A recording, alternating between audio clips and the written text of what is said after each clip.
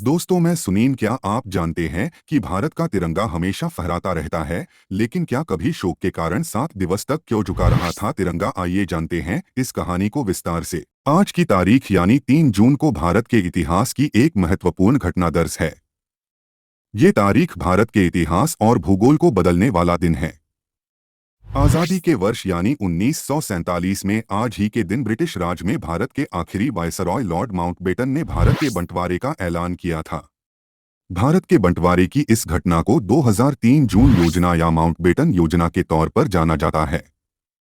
विभाजन से करोड़ों लोग प्रभावित हुए। विभाजन के दौरान हुई हिंसा में करीब 10 लाख लोग मारे गए और करीब 1.45 करोड़ शरणार्थियों ने अपना घर बार छोड़कर बहुमत संप्रदाय वाले देश में शरण ली।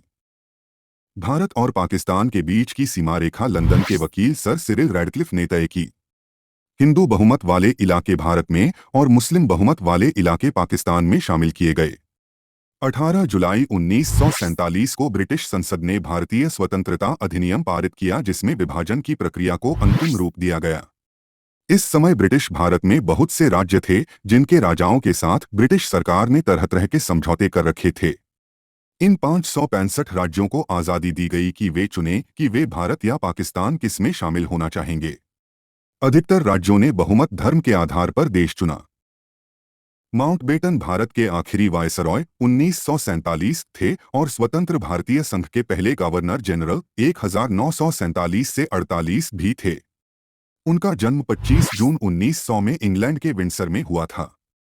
27 अगस्त 1979 को 79 साल की उम्र में उनका निधन हुआ।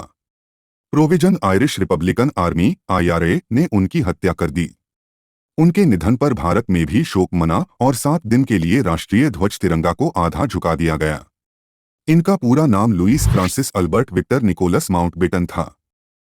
भारत में मनाया गया शोक। कहा जाता है कि भारत के लोगों का उनके साथ लगाव था।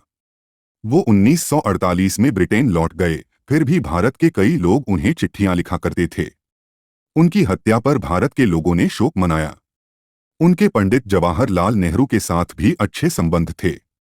माउंटबेटन ने जवाहरलाल नेहरू फंड की स्थापना करने में मदद भी की थी। दोनों के संबंध ऐसे थे कि नेहरू ने उनसे भारत के गवर्नर जनरल के पद पर बने रहने का अनुरोध किया था। इसी के चलते जब उनका निधन हुआ तो भारत सरकार ने उनके सम्मान में 7 दिनों के राजकीय शोक की घोषणा की और तिरंगे को आधा झुका दिया। तब दुनिया की मीडिया में इसकी खूब चर्चा हुई थी।